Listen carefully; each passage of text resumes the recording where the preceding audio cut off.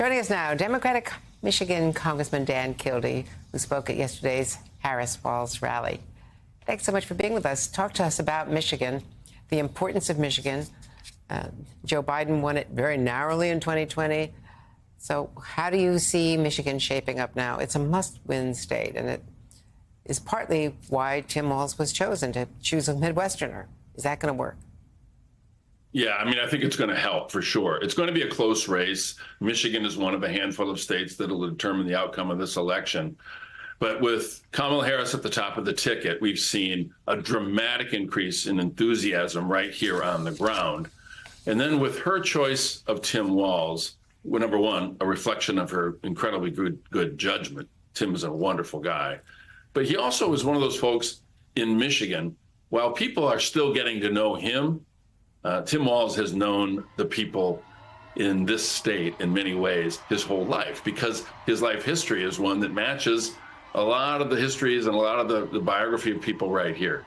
Grew up on a farm, had to work hard, enlisted in the Army, went to school on the GI Bill, was a high school teacher and a coach. He speaks the language. He's relatable, and he's really smart. This is a ticket that I think will give us a chance to win Michigan, but it doesn't happen just because we have the names on the ballot. We've got to do the work, and that's why it was so important that Vice President Harris and Governor Walz were in Michigan on their first full day as a ticket. So the message is this helps us win, but we've got to do the work to close the deal, and they started that yesterday. Now, you were there last night. Obviously, you were speaking, and tell me how he related to the Michiganders by being a Midwesterner, by the biography that you spoke of, in terms of the way he speaks to people and the way he appears at that rally. Yeah, I mean, part of it, obviously, most of it is the policies. He's demonstrated that he's a pragmatic guy who puts families first. But it's also the way he conducts himself, the way he carries himself. Being a Midwesterner, obviously, I have a certain bias, but he feels like our neighbor. He feels like the guy down the street that we've known our whole lives, who's then committed himself to a life of service. And so a lot of it is the message and the policies that Kamala Harris will promote. But by adding Tim to the ticket, it gives us somebody who feels like, he's one of us. And I think the reaction I got from a lot of folks who haven't known him like I do, I mean, Tim's a good friend of mine, so I have real biases here. He's one of the people that I really enjoyed spending time with when we served together in the House. But the reaction that I'm getting from people is like, wow, what a great guy. And if people are saying that, I don't hear a whole lot of people saying about J.D. Vance, what a great guy. It's like, what a weird guy. So the difference is not just in policy. It's in the fact that we have a ticket that relates to America. They have a ticket of a billionaire who has ripped people off his whole life, and J.D. Vance, who doesn't even know who he is. I think it matches up pretty well, but we gotta sell that. We gotta bring that message to the voters. Do you worry that J.D. Vance might score with these attacks on the military record? You're the son of a Navy veteran, and you know a lot about the service. You've served in Congress with a lot of these members. Is there a risk of not responding quickly enough, as John Kerry in his campaign arguably didn't respond, and they got painted as, misstating and overstating the record, which was totally untrue. Right, for sure. I think we have to respond quickly. And I think part of the response is this. If the Trump-Vance ticket wants to have a debate about service to country, as compared Donald Trump and J.D. Vance and Kamala Harris and Tim Walz, we'll have that debate. Two good examples. In every courtroom, there are two tables.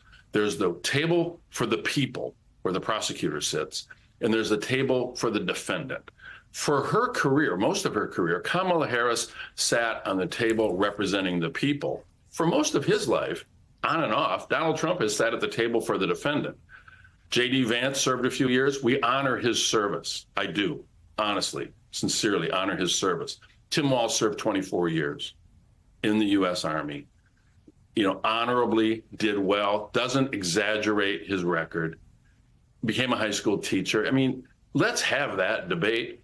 We need to respond forcefully, but we need to respond with the contrast between the phonies on the other side of the ticket and two people who have devoted their lives to representing and serving the people. And one other thing about Michigan, about Detroit, such a large Muslim Arab American population. And there were some protesters, and she dealt with it yesterday. It was a tiny amount in the big crowd. But does she have to be concerned about that? Because her national security advisor, Phil Gordon, put out a statement today reemphasizing her support for Israel, her support for Israel's defense, but her concern about the people, the civilians who have died in Gaza. And they acknowledged that she was in the national security team in the cabinet, the first to begin speaking about the Palestinian deaths and to emphasize that as they rebalanced as the war progressed.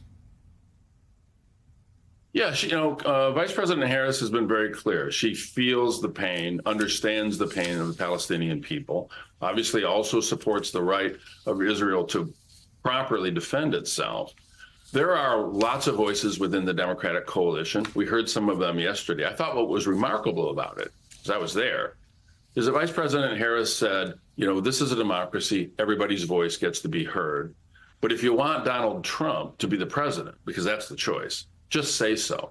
Otherwise, let's have a real conversation about how we create a path forward. She has credibility on this issue. She has spoken up for the need for a ceasefire in exchange for the hostages. I think as president of the United States, she'll pursue a policy that recognizes the balance of interest, the need to both respect life in Israel and give equal respect to the lives of the Palestinian people.